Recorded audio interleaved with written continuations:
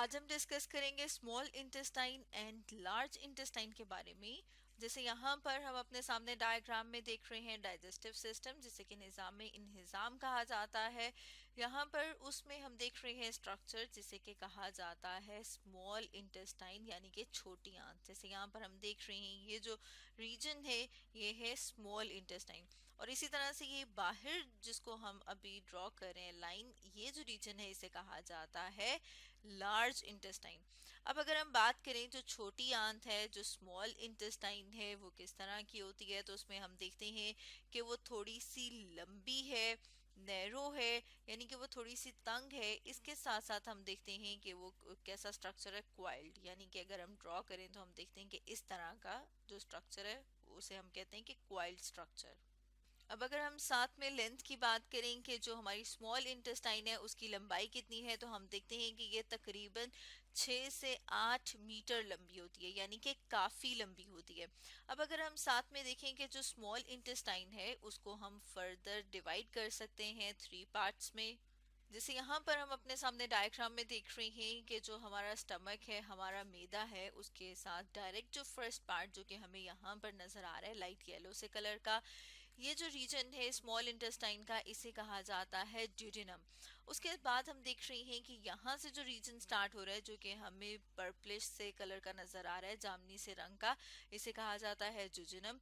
इसी तरह से हम देख रहे हैं कि ये जो हमें पिंक गुलाबी से रंग में नजर आ रहा है हिस्सा, इसे कहा जाता है इलियम। और ये तीनों किसके पार्ट हैं? ये तीनों पार्ट हैं स्मॉल इंटेस्टाइन के। और इसमें भी अगर हम बात करें जो फर्स्ट पार्ट है, जैसे कि हमने बात की थी कि जो डायरेक्ट कहाँ से स्टार्ट हो रहा है, जो डायरेक्ट स्टार्ट हो रहा है स्टमक के बाद। अब अगर हम उसकी लंबाई की बात करें कि वो कितना लंबा होता है, तो हम देखते हैं कि वो तकरीबन 30 सेंटीमीटर लंबा है, मतलब उसकी जो लंबाई है वो 30 सेंटीमीटर है। अब अगर हम साथ में बात करें कि जब हम खाना खाते हैं तो वो क्या होता है, एब्जॉर्ब होता है, यानी कि जज्ब होता है। अब जब खाने की जो एब्जॉर्प्शन है, यानी कि जो खाना है वो कहाँ पर जज्ब होता है, वो भी स्मॉल इंटेस्टाइन में।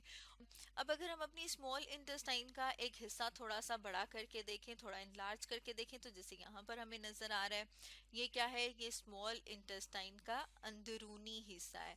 अब ये जो इनर सरफेस है, जब हम इसको थोड़ा सा और बड़ा करके देखते हैं, जब हम यहाँ पर इसे इनलार्ज करके देखते हैं, तो हमें नजर आते हैं फिंगर लाइक प्रोजेक्शंस। जैसे यहाँ पर हम देख रहे हैं कि हमें उंगलियों की तरह का स्ट्रक्चर नजर आता है।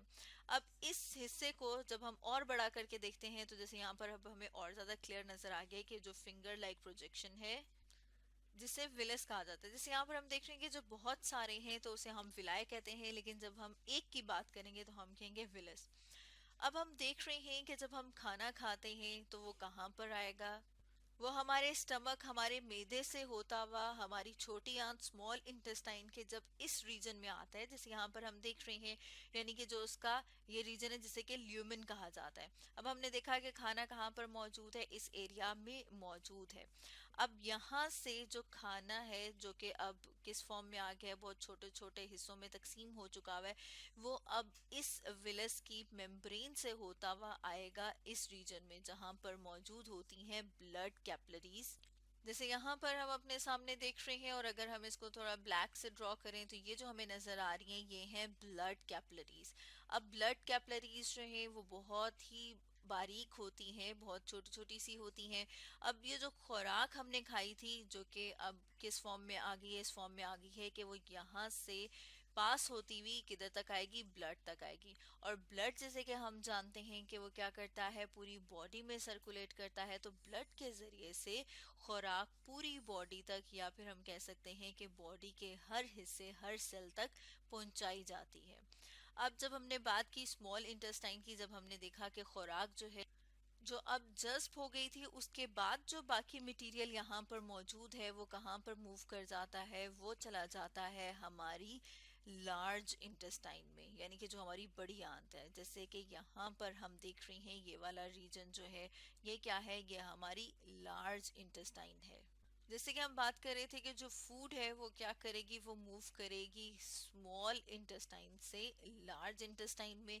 तो यहाँ पर हम देख रहे हैं कि क्या हो रहा है कि स्मॉल इंटेस्टाइन, इसका मतलब है कि ओपन होती है लार्ज इंटेस्टाइन में, ताकि जो अब बाकी का मटेरियल है, यानी कि जो खाना हमने खाया था उसमें से जो चीज़ें हैं वो एब्जॉर्ब हो जाती हैं ब्लड में, और जो बाकी का मटेरियल है वो आ जाता है हमारी बड़ी आंत में। अब जैसे कि हम जानते हैं कि जो इंटेस्टाइन है वो मसल से मिलके बनी हुई है। तो हम देखते हैं कि जब लार्ज इंटेस्टाइन में मसल्स कॉन्ट्रैक्ट करते हैं, यानी कि जब वो सिकुड़ते हैं, और साथ में हम देखते हैं कि सिकुड़ने और फैलने के अमल से क्या होता है, यहाँ पर जो मटेरियल है, जैसे कि हमने बात की थी कि वो कौन सा मटेरियल है, अनडाइजेस्टेड मटेरियल, यानी कि जो चीज़ें उसमें से ब्लड में एब्जॉर्ब हो गई, जज्ब हो गई, उसके बाद जो मटेरियल बचता है वो आ जाता है बड़ी आंत में।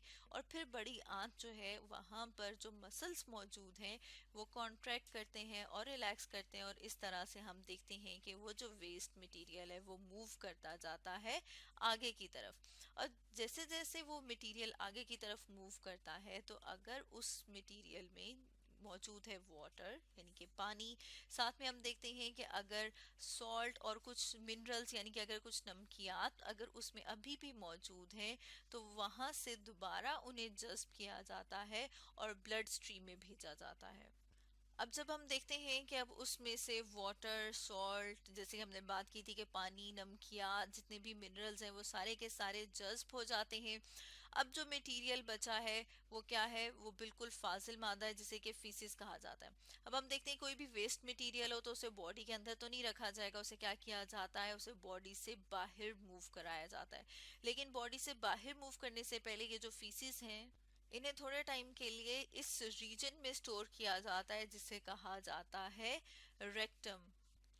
और फिर हम देखते हैं कि एनल कैनाल, यहाँ पर ये जो छोटी सी कैनाल मौजूद है इसे एनल एनल कैनाल कहा जाता है। वहां से मूव करते हुए फीसिस एक ओपनिंग जिसे कि एनस कहा जाता है, उससे बॉडी से बाहर इन्हें रिमूव कर दिया जाता है। तो इस तरह से हमने देखा कि जब हम खाना खाते हैं तो वो हमारे स्टमक के बाद स्मॉल और लार्ज इंटेस्टाइन में आती है, जिसमें से फूड एब्जॉर्ब हो जाती है, और बाकी की जो खुराक है, सॉरी, जो फाजिल मादा है वो क्या होता है, वो बॉडी से बाहर एनल पोर के जरिए से उसे बॉडी से बाहर रिमूव कर दिया जाता है। तो स्टूडेंट्स, आज हमने डिस्कस किया small intestine and large intestine के बारे में।